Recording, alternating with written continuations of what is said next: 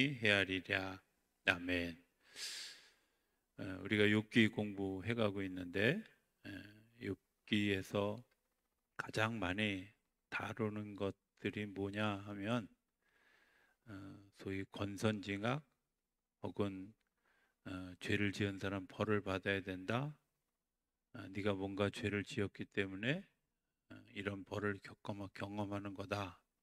뭐 이런 이야기들을 하고, 제가 지난주에도 설명했지만 이 이야기는 토라, 율법, 다시 얘기하면 창세기, 출애굽기, 레위기, 민수기, 신명기가 쓰여지기 전에 그 하나의 만담 이야기처럼 이 욥기가 쓰여졌다는 얘기를 들었어요. 그죠? 예, 거기까지 이해하신 거죠?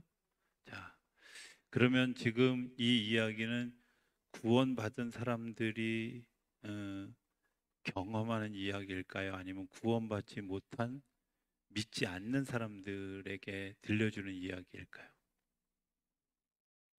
네? 그렇죠. 믿지 않는 사람들에게 들려지는 얘기예요. 많은 사람들이 논쟁을 했던 믿음으로 구원받느냐, 행위로 구원받느냐, 뭐 이런 논쟁을 하면서 믿음으로 구원받는다 그렇게 이야기하면서 한때 야고보서는 그거는 정확한 성경이 아닙니다. 이렇게, 혹은 뭐 어떤 사람은 혹자는 쓰레기 복음이다. 이렇게까지 표현했던 그런 때가 있습니다. 왜냐하면 야고보서는 믿음도 중요하지만 행위도 중요하다.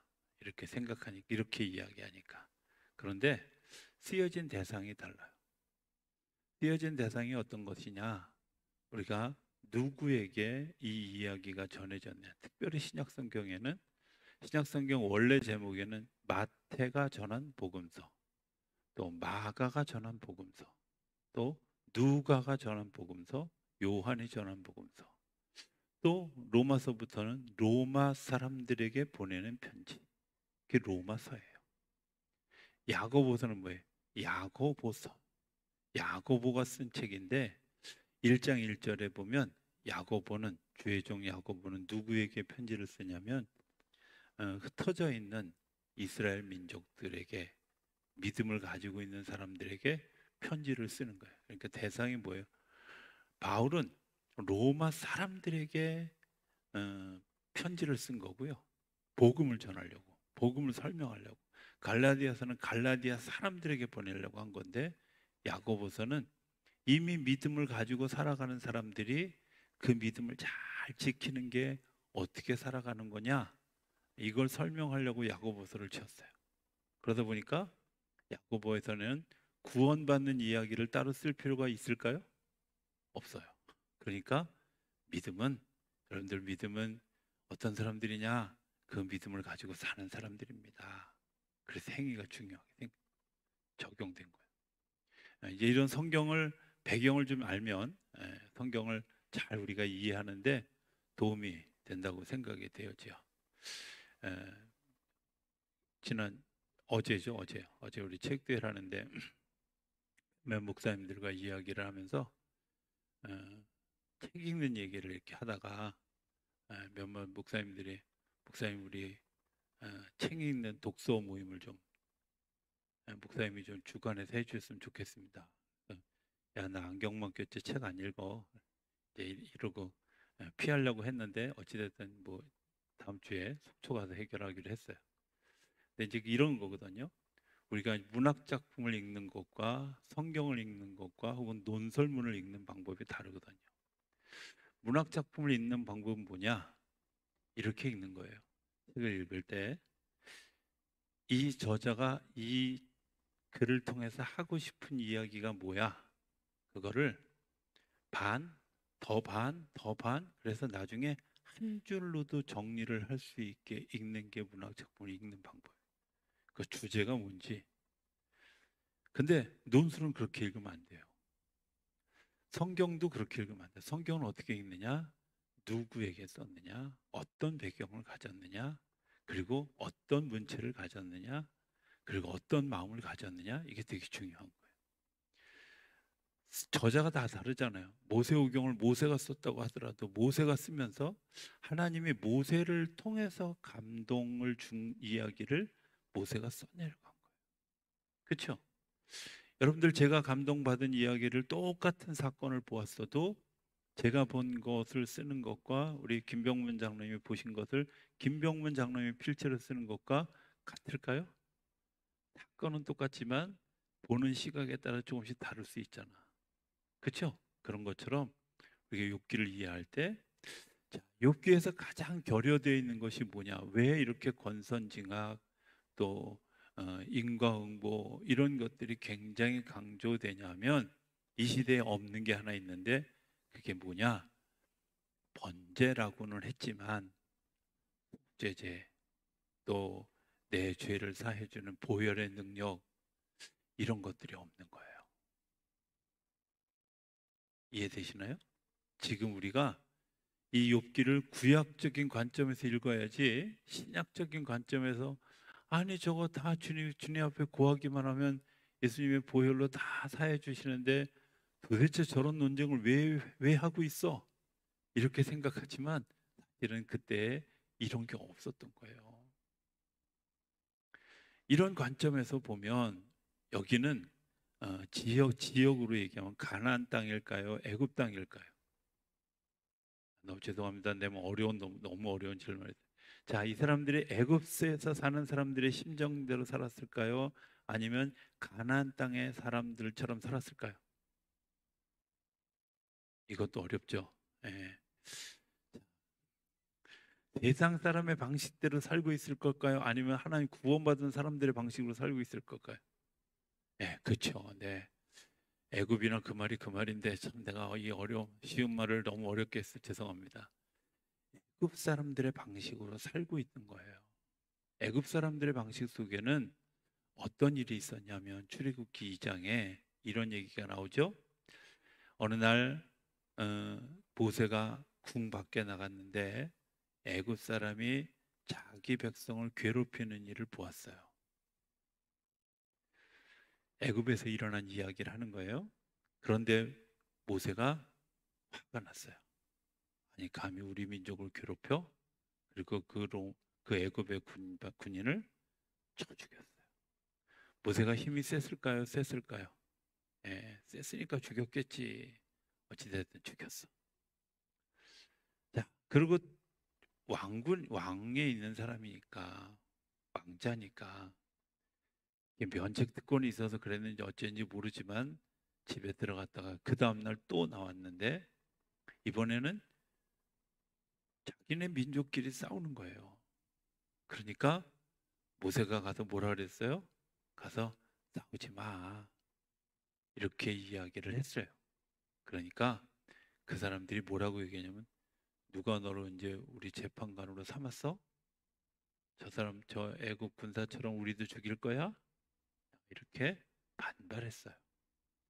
자, 무슨 얘기 하려냐면 하나님의 구원이 없는 하나님의 은혜가 없는 곳에 늘 일어나는 아주 전형적인 이야기가 뭐냐면 시시비비를 가리는 거예요. 잘했어? 잘못했어? 누가 잘못했어? 그리고 누가 더 많이 잘못했어? 누가 더 나쁜 사람이야? 누가 더 이 사회를 어지럽혀? 뭐 이런 관점이 있는 거예요. 이게 어디라고요? 애굽이라고요? 가나안이라고? 애굽에는. 애굽에는 뭐가 있다고요? 시시비비를 가리는 게 있어요. 너 잘했어? 잘못했어? 이렇게 하면 안 되잖아? 하고 이는 아주 전형적인 우리 삶에서 일어나는 일인데 여러분들 그게 애굽이에요. 예수님 같으면 어떻게 했을까요? 예수님 같으면 이스라엘 백성들을 괴롭히는 그런 그 로마 사람들을 향해서 예수님은 어떻게 하셨을까요? 그들에 의해서 돌아가셨어요. 그들에게 복음을 전하기도 했고 그들에게 이 말씀을 보여주기도 했지만 의인이 사는 것을 보여주셨어요. 그들을 판단하지 않았어요. 이스라엘 그 예루살렘 성전이 무너질 것을 바라보고 예수님이 그것 때문에 슬피 우우셨고, 백성들이 당하는 그런 그 고통을 극복해 주기 위해서 그들에게 찾아가서 그들을 도와주고, 그들을 안아주고 치료해주고, 그리고 같이 울어주고 하는 일들을 예수님이 하셨지, 여러분들 로마 사람들은 나쁜 사람입니다, 저놈들을 죽여야 합니다 하고 예수님이 죽이지도 않았고, 그리고 그렇게 선동하지도 않았어요. 이해되시나요? 네. 같은 민족끼리는, 뭐 같은 민족끼리는 더 말할 것도 없죠. 잘못했어, 네가 잘못한 거야 라고 이야기하신 적이 없어요. 예수님이 선포한 것 딱 하나밖에 없어요. 회개하라, 천국이 가까웠느니라. 하나님의 나라는 회개한 사람만이 가는 곳이다 하는 이야기만 했지, 너 이렇게 하면 안 돼, 너 이렇게 하면 잘못하는 거야 라고 예수님이 이야기한 적이 없어요. 우리가 잘 아는 것처럼 요한복음 4장에 나오는 수가성의 여인, 남편을 5이나 데리고 살고 있고, 지금 사는 남편도 남편이 아닌데 그냥 사는 건데, 이 여인을 향해서 너는 음란한 여자야, 네가 음란한 죄를 지었잖아 라고 고발하셨나요? 네, 아니잖아요. 고발하지 않았어요. 요한복음 8장에 가늠하다 현장에서 잡혀온 여인, 율법에 돌 맞아 죽어야 될 그 여인을 향해서 예수님이 네가 가늠하다 현장에서 잡혔다며, 그러면 안 되지 이렇게 얘기하셨어요? 아니요. 가서 다시는 죄를 짓지 말라고 얘기해요. 가나안에 사는 사람과 애굽에 사는 사람의 사고 방식이 다른 거예요. 자, 그럼 우리는 어떤 사람의 사고 방식으로 살아야 될까요? 네, 여기서 애굽 그러면 졸더 깬 사람이, 그죠? 네. 어디 방식으로 살아야 된다고? 가나안의 방식으로. 근데 왜 그렇게 따져? 네? 왜 그렇게 따지는 거예요? 자, 다시 오늘 본문을 한번 돌아가 보면 25장, 성경 그냥 펴놓으셨죠? 25장 3절에 보면 그의 군대를 어찌 계수할 수 있으랴, 그가 비추는 광명을 받지 않은 자가 누구냐, 그런즉 하나님 앞에서 사람이 어찌 의롭다 하며 여자에게서 난 자가 어찌 깨끗하다 하랴 하고 빌닷이 지금 욥을 계속해서 공격하고 있어요. 그러니까 욥이 너무 화가 나는 거야. 나는 아닌데, 나는 죄인이 아닌데, 나는 이렇게 죄를 짓지 않았는데 너무 억울한 거예요. 지금 뭐하고 똑같아요? 제가 좀 전에 얘기한 그런 얘기를 비춰보면 애굽에서 일어날 법한 일이에요? 아니면 가나안에서 일어날 일이에요? 자신 없을 때는 대답을 안 하는 게 상책이야, 그죠? 애굽에서 일어났을 법한 일이에요? 아니면 가나안에서 일어났을 법한 일이에요? 애굽에서 일어나는 일을 지금 하고 있는 거예요. 안타까운 것은 우리가 예수님의 보혈로 구원을 받았음에도 불구하고 여전히 우리가 애굽 방식의 삶을 살고 있다는 거예요. 여전히 구원받지 못한 사람들이 하고 있는 그런 습관을 버리지 못하고 그 습관과 그 생각과 그 사상대로 살아가고 있다는 거예요.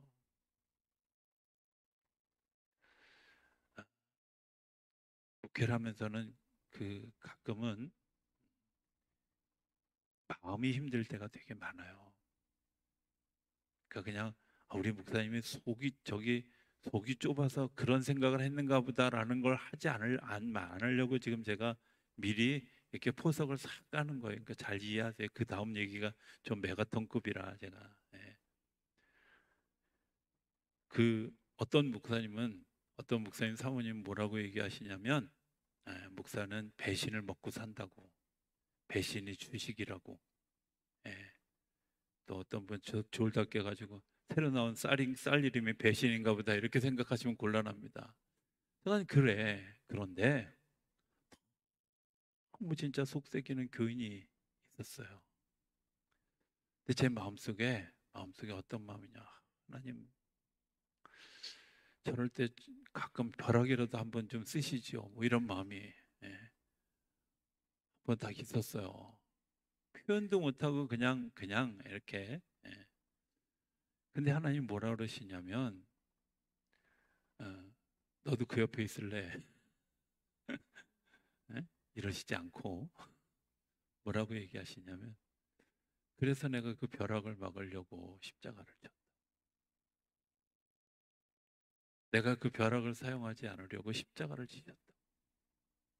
이해되세요? 그 사람 잘못을 가리는 하나님이 아니라 그거 용서하고 그에게도 구원의 길을 열어주려고 예수님이 이 땅에 오셨고 십자가를 지신 거예요. 근데 여전히 우리는 애굽의 사고방식을 가지고 살아가면서 잘났어? 잘했어? 못했어? 누가 그 일들을 결정할 수 있을까요? 누가 그 일들을 고발할 수 있을까요? 그런데 우리는 너무 쉽게 이런 고발들을 하고 있다. 여러분, 그 라면 잘 먹는 사람하고 사는 거 이렇게 친하게 지내는 거 조심하셔야 돼요. 왜냐하면 걔가 오래 놔두면 불어가지고 경찰서 가서 다 불어. 예, 안 웃는 분들은 지금 무슨 얘기를 하는지 모르는데 라면 잘 먹는 사람들 위험한 사람들이에요. 애굽 사람. 예? 참기름하고도 친하면 안 돼요. 고소하잖아. 예. 기억에 오늘도 이게 참기름하고 라면만 기억이 생겼다. 생각해 보세요. 우리가 혹시 애굽의 삶을 살아가고 있지 않은지 잘. 저는 욥기 읽으면서 왜 이런 일들이 막 이런 그 악한 본성들이 왜 이렇게 나타날까? 도대체 지금 이 얘기를 하려고 하는 게 뭘까?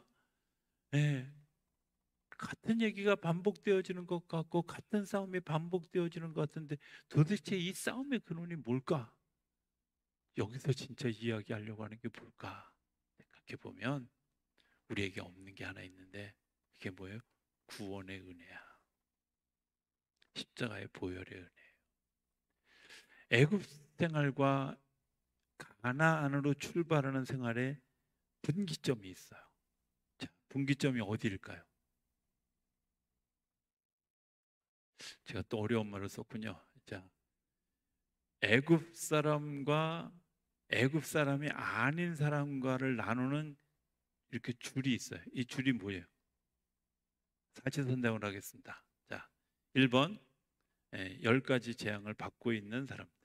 두 번째, 유월절 어린 양의 피를 바른 사람들. 세 번째, 홍해를 건넌 사람들. 네 번째, 가나안 땅에 들어간 사람들. 나 진짜 이렇게 쉬운 얘기를 난 너무 어렵게 하나 봐. 이렇게 자, 어디예요? 자, 1번, 2번, 네, 3번, 4번. 네. 도대체 손 안 드는 사람은 뭐야? 2번이에요, 2번. 여러분들 그 경계선은 어디예요? 6월절 어린 양의 피로 구원받은 사람들이에요. 죽고 모든 것이 죽는데 살아난 사람이잖아. 사는 은혜는 어디서 주어지냐면 판단하고 시시비비를 따지는 데서 이루어지는 게 아니라 하나님의 은혜로 가능한 거. 누군가 나를 위해서 죽었기 때문에 내가 살아있는 거예요. 누군가 나를 위해서 기도했기 때문에 내가 구원받은 거예요. 누군가 나를 위해서 대신 내가 져야 될 십자가를 진 것 때문에 내가 구원받은 거예요. 그래서 예수 믿는 걸 혼자 믿는 게 아니라 같이 가는 거예요. 나 혼자는 휘청거리고 비틀거리고 넘어질 수밖에 없는데 누군가 나를 위해서 기도해주고 나에게 조언해주고 나를 격려해주고 축복해주고 그래서 용서해주고 그래서 그 믿음의 길을 걸어가는 거예요. 고발하고 그 사람에 대해서 막 충고하고 그렇게 해서 걸어가는 거는 세상 사람들도 그렇게 걸어가요. 세상 사람들도 똑같이 그렇게 해요. 저는 가끔은 예수 믿는 분들이 이렇게 야 이거 참 좋은 책이야 그러면서 그 책 이야기를 할 때마다 좀 가슴이 번뜩번뜩 섬뜩해질 때가 있어요. 왜냐하면 어떤 분이 한 번은 그 제가 양문교회 있을 때는 장로님들을 1년에 한두 번 제가 꼭 설교를 시켰어요. 왜냐하면 장정에 장로님들이 설교를 하게 돼 있어요, 원래. 제가 이쪽만 쳐다보는 이유는 이쪽에 장로님들이 계셔서 제가 이쪽만 쳐다보고 얘기하는 거예요. 장정에 있어요, 설교. 그죠? 김용문 장로님 모르쇠한 표정으로 나를 속으로 지금 그러실 거야. 몇 개월 안 남았어. 이제 딱 버틸 수 있어, 이렇게. 예.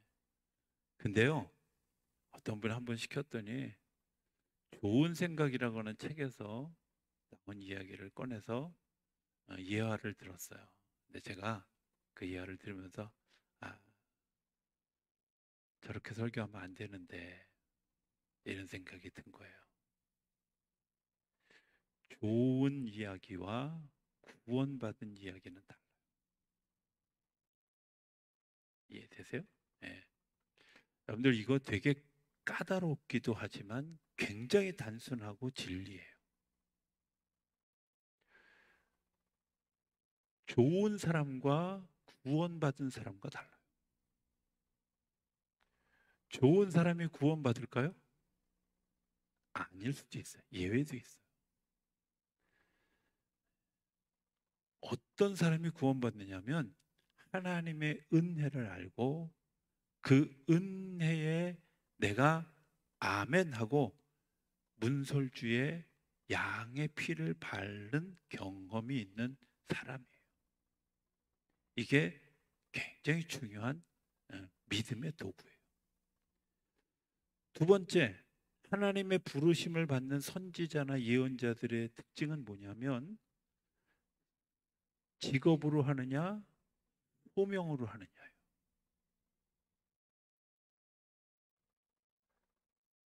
잘 이해하셔야 돼요. 제가 아주 굉장히 건방지게 제가 첫 목회지부터 지금까지 계속해서 성도들한테 하는 얘기예요. 여러분들 만약에 제가 직업으로 목회를 하고 있는 것이 보여지면 얘기해 주십시오. 내가 고치든지 아니면 내가 목사 일을 그만두든지 둘 중에 하나 할 겁니다. 목사는 직업 아니에요. 사명이에요. 사명이라는 말은 전 거기다 사자를 죽을 사자 써요. 죽음에 대한 명령에 내가 아멘. 이게 사명이에요. 저는 뭐 목회자를 그 같이 동역하는 것에 대해서 분명한 기준이 있어요. 그 사람이 아무리 뛰어나든 아무리 뭐 마음이 좋든 사람이 좋든 너 사명이 있느냐 없느냐의 문제가 무엇보다도 중요해요. 왜? 사명이 없는 사람은 주의 일을 하는 게 아니라 그냥 일을 하는 거예요. 일을. 열매가 없어요. 그럴듯한데 열매가 없어요. 사명을 가지고 하는 사람들은 아무것도 없는 것 같은데 뭐가 있냐면 열매가 있어요.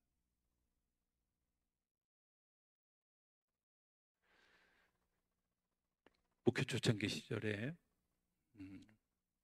저를 그 진급 논문 지도하셨던 목사님 한 분이 그분이 이제 은퇴하던 해에 제 진급 논문을 검하셨어요. 근데 그 당시에 뭐 교회가 되게 작은 교회, 미자리 교회에 있었어요. 제가 이렇게 질문을 주고받는 다음 짓는 과정 가운데 하나님 이런 신실하신 분이 왜 이렇게 제가 그때만 해도 교인들의 숫자가 열매라고 생각했던 때가 없기 때문에 제가 그렇게 마음이 들었어요. 하나님이 이렇게 신실하고 좋은 목사님을 왜 이렇게 열매가 없을까요? 하고 질문하고 의아심을 가졌어요. 근데 제가 그분하고 이제 뭐 논문 때문에 몇 번 만났잖아요. 몇 번 만나면서 저에게 이제 이런 조언 저런 조언을 해주는데 제가 그분에게서 정말 놀라운 열매를 보았어요. 제가 이렇게 목사님에게 질문했어요. 목사님이 이제 은퇴하실 때가 다 됐는데 진짜 내가 열매라고 생각하는 게 뭡니까? 라고 질문했더니 목사님이 딴 거 없어. 내가 언제고 주님이 부르시면 죽음의 자리라도 손해보는 자리라도 바보같이 취급되는 자리라도 아멘 하고 갈 수 있는 믿음의 사람이 되었다는 거야. 였어요. 근데 실제로 그런 분은 그런 삶을 살으신 거예요. 사명으로 사는 거죠. 사명의 열매는요. 그런데 놀라운 건요. 그 목사님 계시던 교회에 영월에 계셨었는데요. 정말 동네 작아요. 굉장히 작아요. 근데 얼마 전에 제가 있던 지방에 그 목사님의 후임 목사님이 거기서 목회하다가 그 지방으로 왔는데 그 교회가 정말 놀랄 만한 부흥을 하고 그 놀랄 만한 부흥을 한 그 공을 인정받아서 그 교회로 왔다는 거야. 그런데 제가 아는 바로는 그 교회는 사실은 그분이 흘려놓은 눈물, 땀 그런 것들이 열매가 되어져서 정말 놀랄만한 부흥을 이루어갔다는 거예요. 지금 내가 눈앞에 보이지 않아도 열매가 있느냐 없느냐가 너무 중요한 거잖아요. 그거는 내가 사명으로 하느냐 아니면 일로 하느냐의 문제예요. 제가 사석에서 이런 얘기 했어요. 오늘 자꾸 이상한 방향으로 흘러가는데 저는 제가 앞으로 8년 반 정도 남은 목회를 하는 동안에 지금 우리 성도님들만 있어도 저는 은퇴하는데 전혀 지장 없어요. 왜? 어차피 같이 늙어갈 거잖아. 근데 제가 왜 기를 쓰고 아동부, 청소년부, 청년부, 젊은 세대 때문에 그렇게 고민하고 그렇게 그것을 세우느냐고 애를 쓰느냐면 저와 더불어서 교회를 문 닫을 양이 아니라면 그런 분들이 있어요. 10년 후에 20년 후에도 제가 1985년도에 이 교회에 와서 야, 정말 소망이 있다, 희망이 있다 이렇게 느꼈을 그런 일들이 2050년에도 있어야 되잖아. 그러려면 우리가 그 두 가지를 가지고 가려야. 하나는 뭐예요? 애굽 사람의 기질이 아니라 하나님의 은혜에 대해서 순종하는 사람, 하나님의 말씀의 능력에 대해서 내가 아멘 하는 사람, 이런 사람들이 있을 때, 그리고 사명으로 일하는 지도자들을 발견하고 그 사명을 따라가는 사람들을 바라보는 눈이 있어야 돼요. 이스라엘 백성들이요, 모세가 엉뚱하잖아요. 말도 잘 못하잖아요. 그리고 계속해서 위기가 있잖아요. 그런데 그 모세를 열심히 쫓아갔던 사람들은 다 구원의 자리에 섰는데 그럴듯해. 말도 잘해. 모세보다 3살이나 많아. 그런데 아론을 쫓아갔던 사람들은요, 어떻게 됐어요? 금송아지 만들다 죽었어요. 여러분들 이거 분별할 줄 아는 지혜가 저와 여러분들 가운데 일어나게 되길 바랍니다. 너무 중요한 일이라. 내가 구원받은 사실에 대한 분명한 확신이 있는 사람은 이런 짓은 안 해요. 야, 네가 죄 졌잖아. 너 죄 지은 게 있으니까 너 죄를 졌겠지. 죄값을 받고 있는 거야. 그러면서 끊임없이 욥을 고발해요. 네가 빨리 불어. 이러고 고소해요. 죄송합니다마는 고소와 고발은 하나님 나라에 있는 게 아니에요.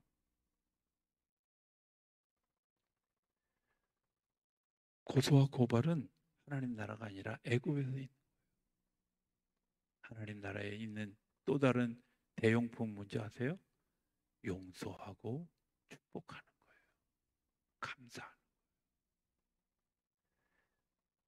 용서하고 축복해 주신 하나님의 은혜 때문에 오늘 저와 여러분이 살고 있는 줄로 믿습니다.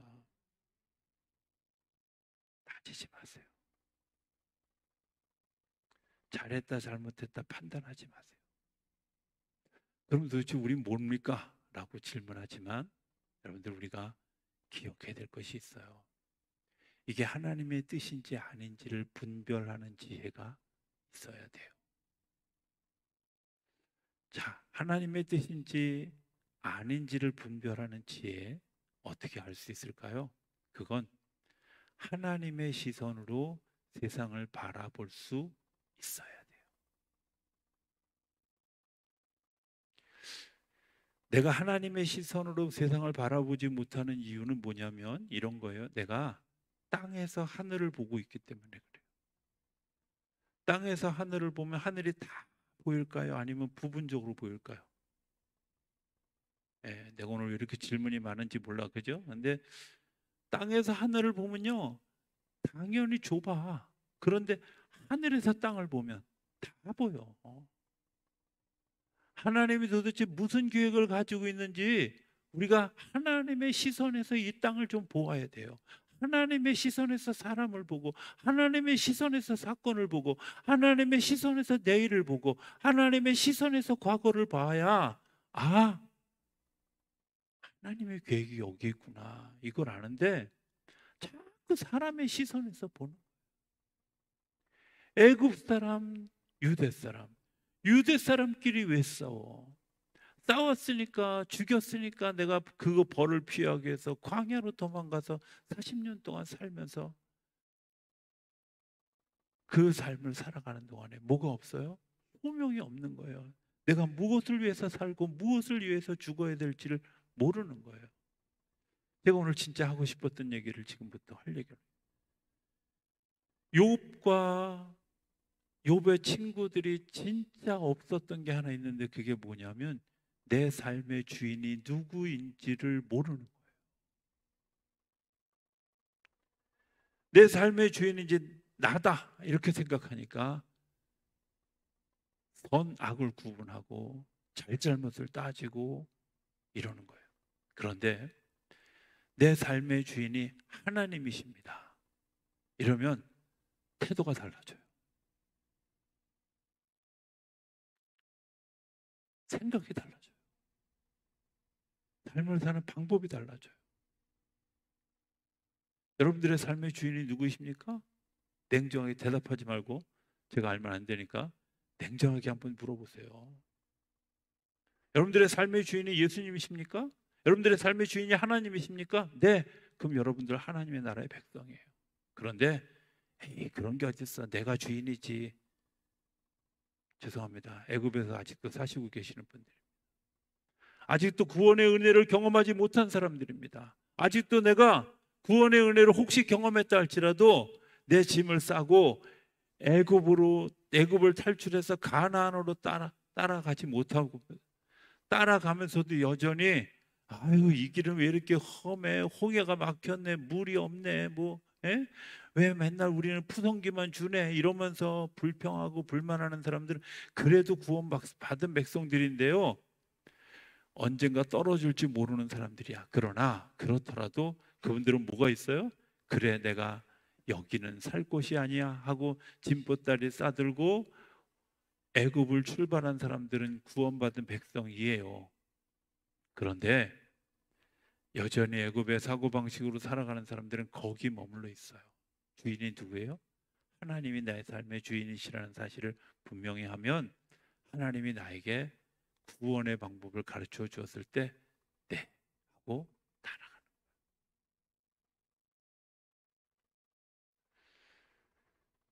욥기가 중간쯤에서 묻고 있는 아주 중요한 질문, 여러분들의 삶의 주인이 누구이십니까? 내 삶의 판단의 기준이 누구입니까? 내 삶을 판단하는 기준이 말씀입니까? 아니면 내 생각을 기초한 말입니까?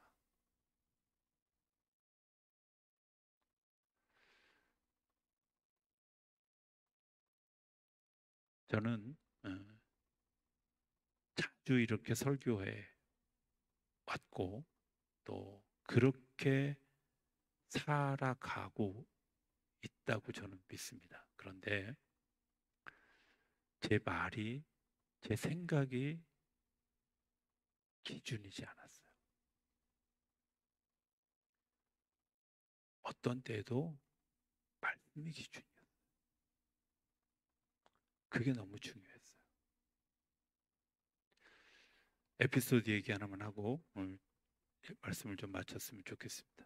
제가 되게 건방졌어요. 예, 자주 얘기하지만 교만한 이유는 뭐냐면 자기가 자신감이 없기 때문에 교만해지는 거예요. 그렇죠? 자존감이 없기 때문에 교만해지는 거예요.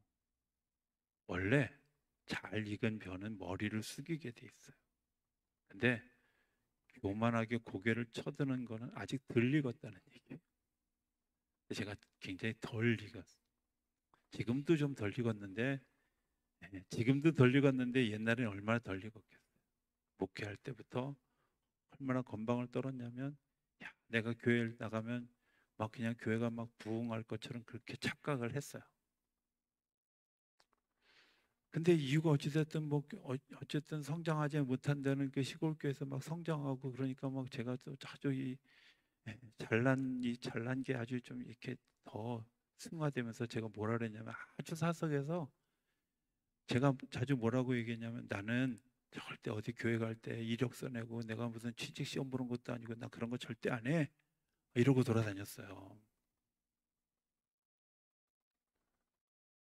실제로 그런 마음이었고 나는 그 정도의 자신이 있었어. 막 나는 어디 여기서 누가 나 스카우트 해가 몰랐던 나는 절대 그런 짓 안 해. 뭐 이런 거였는데 제가 군남교회 있을 때 어느 날 새벽에 하나님이 기도를 하는데 예, 모집 요강을 보여주신 거예요.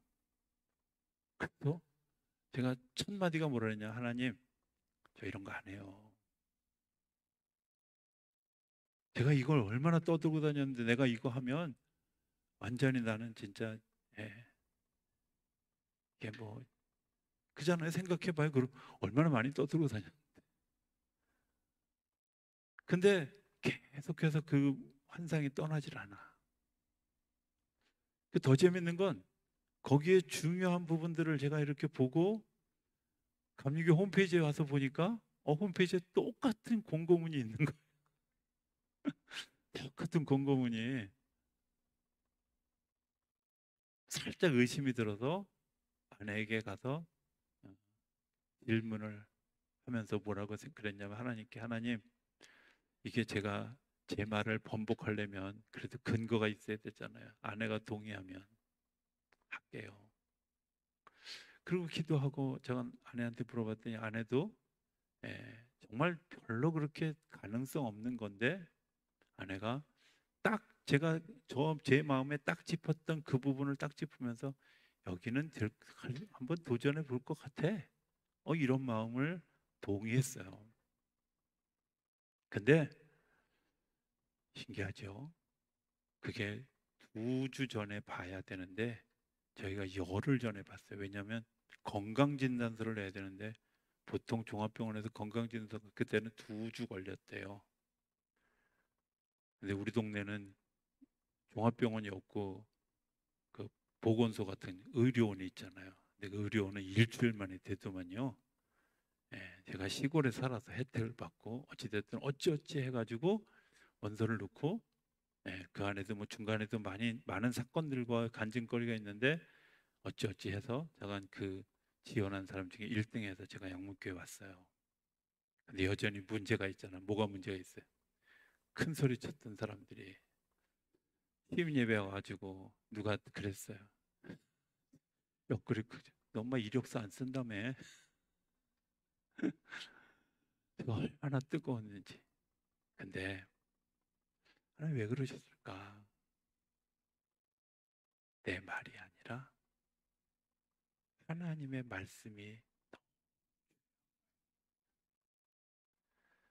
나는 작은 시선으로 세상을 보지만 하나님은 광대한 눈으로 나를 바라보고 계시고 세상을 바라보고 계시는 거예요. 빌닷이 아무리 고발해도, 욥이 아무리 변명해도 그 모든 걸 덮을 수가 없어요. 그 문제를 덮을 수 있는 건 누구뿐이에요? 나를 위해서 피 흘려 주시고 나를 위해서 나를 구원하기 위해서 십자가를 지신 예수 그리스도 외에 다른 길이 없는 거예요. 내가 예수 믿는 근거는요, 문설주에 피를 바른 것 같은 주님의 보혈을 내가 내 가슴으로 받아들이고 믿음으로 고백하고, 그리고 그 믿음의 정신을 따라가는 거예요. 주님이 나를 은혜로 덮어주셨으면, 죽을 나를 살려주셨으면 나도 은혜로 덮고 죽을 사람을 살려주는 일이 예수 믿는 내가 해야 될 일이에요. 광야에서 일어난 수많은 일들, 모세가 그때마다 뭐라 했대? 하나님이, 이스라엘의 하나님이 그들을 광야로 데리고 나와서 그들을 간수할 능력이 없어서 광야에서 백성들을 죽였다고 사람들이 이야기할까 봐 두렵습니다. 용서해 주세요. 계속해서 기도할 때마다 하나님의 뜻을 돌이키시고 용서하셨어요.